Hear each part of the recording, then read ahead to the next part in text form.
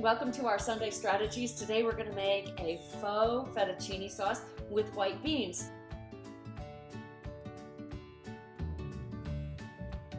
And what's cool about this is you can make this with beans, lentils, dried peas, even chickpeas, and it's so simple. So it starts with a tablespoon. I'm making, by the way, a serving for one. Starts with a tablespoon of margarine. You could also use olive oil. You could also use coconut oil. Toss that right in. I've got my onions pre-chopped, so I'm going to get that in to buffer the cooking of the oil since my skillet was already pretty hot. But in the meantime, I'm going to chop my 1 clove of garlic. And really what we're doing here is we're just going to saute the aromatics and let the flavors kind of condense as some of the moisture cooks off. You don't have to chop anything super fine because ultimately everything's going to go into the blender. So garlic goes in, and as I mentioned, we're just going to let these flavors condense and meld into the oil of choice here. So while that cooks a little bit, I wanted to also show you a couple of techniques. I got half an onion here, and people often ask me, well, how do you cut an onion? Super simple.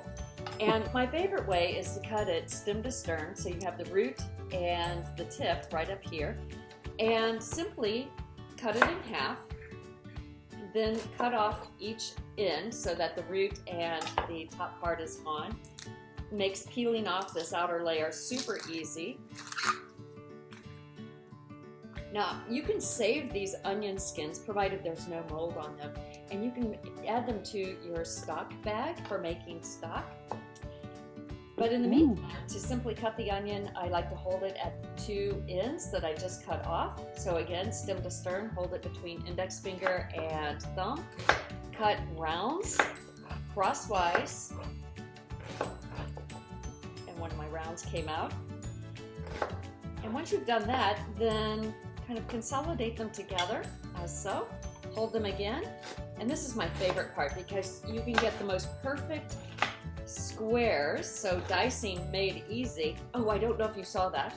So I was just cutting down, and then once I reached halfway through the onion, I just tipped it over and again cut down.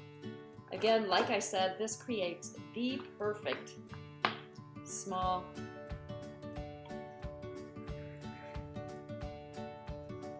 give you a picture of that.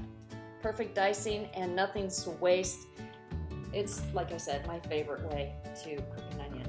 So at this point, our aromatics are very aromatic. We've got the garlic, the onion, and it's all in a little bit of margarine. I chose margarine because this is a mock fettuccine Alfredo, and I wanted that depth in the flavor of just having, I guess I could have used olive oil.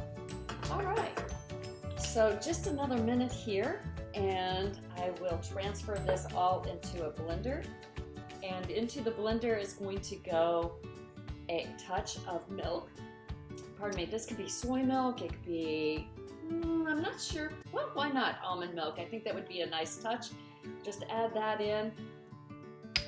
In goes our cannelloni beans. These have been washed, or actually rinsed and drained, so I'll add those in. I chose to, like I said, make about a single serving, so about a cup went in.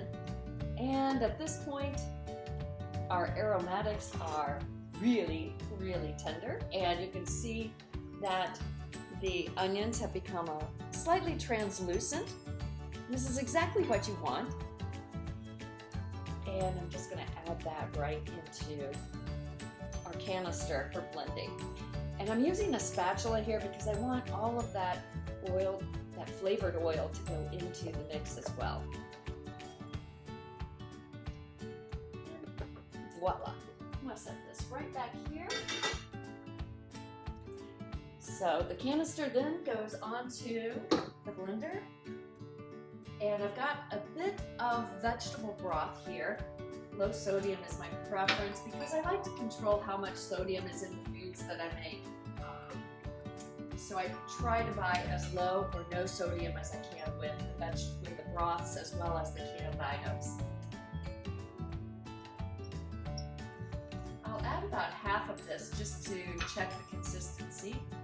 And I'll put the lid on. Now, since some of the product is hot, one word of warning is you want to make sure that your blender is vented at the top. And this might just be having the lid ajar or have this vent ajar. Mine actually has little vent holes right here on the side, which make it super convenient. All right, sorry for the noise, but here we go.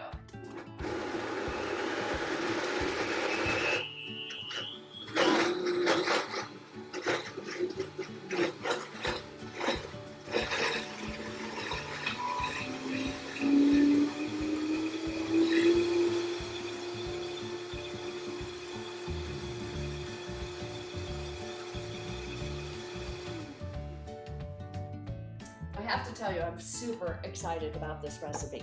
So it is now blended together. I added just enough of the vegetable broth to liquefy this, but still keep it somewhat thick. Let's see if I can show you what that looks like.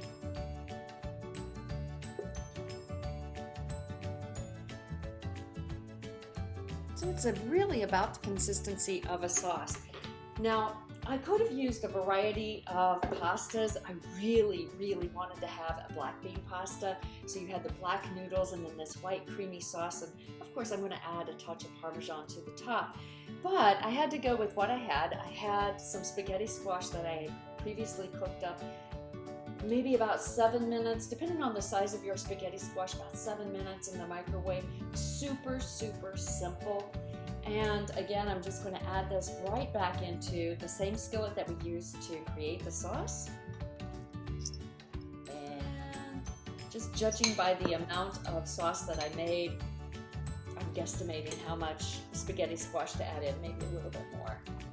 So about a cup, maybe a little bit more. It's all vegetables, so it's going to be delicious. And set that aside. As this comes up to temperature, I'm just going to add the sauce so that the sauce too can coat all those wonderful particles or all those wonderful strands of spaghetti squash. Can you see how gorgeous that poured out? It's just beautiful. And as this heats, I'm going to be adding some black pepper and maybe a touch of basil. Maybe I'll save the basil for the end. So that as this comes up to temperature, I can show you a couple other things.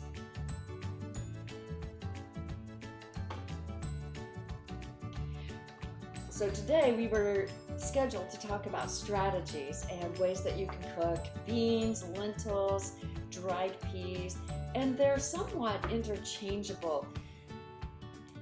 Off the beaten path, of course, you can add them to soups and salads and certainly make sides with the beans with a bunch of herbs. That's always delicious.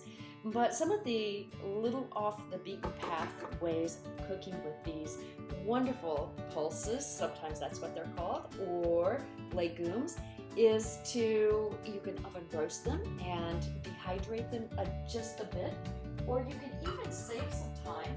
I happen to have some red beans in the refrigerator, and I'm going to skillet toast these. This saves a lot of time, and especially over the summer when you want something cool to add to your salad but didn't want to turn on the oven. Perfect. Using the skillet works out absolutely great. So choosing a non-stick skillet is the way to go, and just firing up the flame underneath.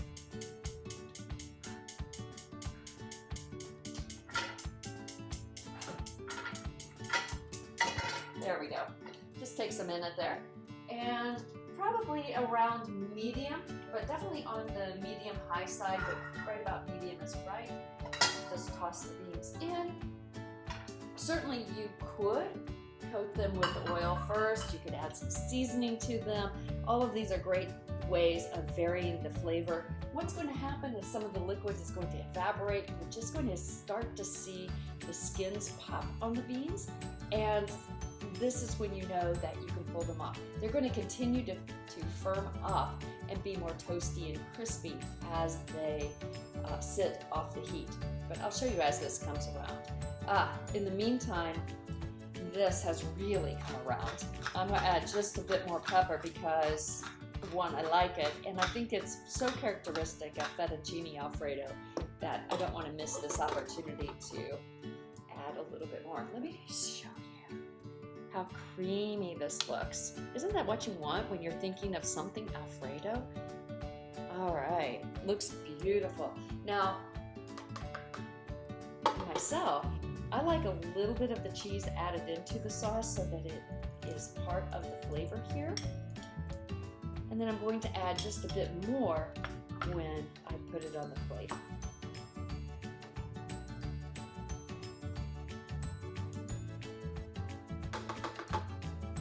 And in the meantime, I can hear my beans snap, crackle, and pop back here. Give them just a little shake.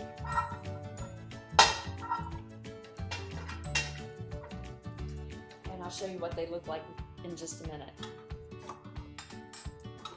All right, so in the meantime, well, let's see what's going to work out best.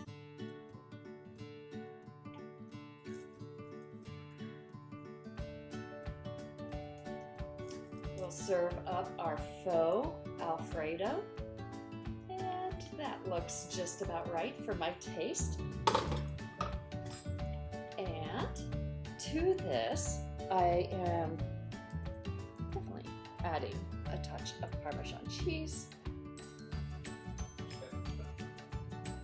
And I could add a dab of basil, which I actually used a prepared basil, but this is always lovely if you could make it on your own.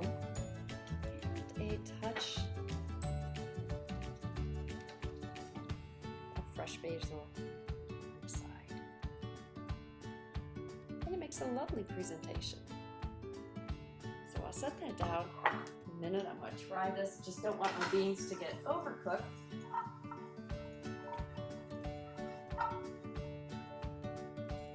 They are starting to get toasty here. You can see how some of the skins are splitting. This is exactly what you want. And you can go a little bit further and look for a little darker brown on the outside of the beans. Always a nice touch. I'm gonna let them go a few more minutes. And like I said, these toasted beans make great additions to salads. Like if you're thinking of, like for croutons, I incorporate them into black bean burgers, and I love the extra texture that they add.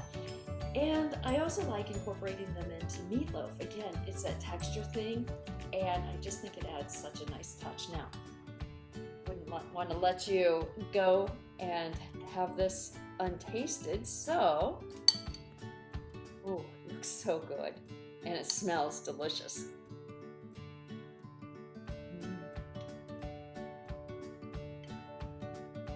Really, really good. Oh my gosh, really good. Anyway, cannot wait for you to try this one.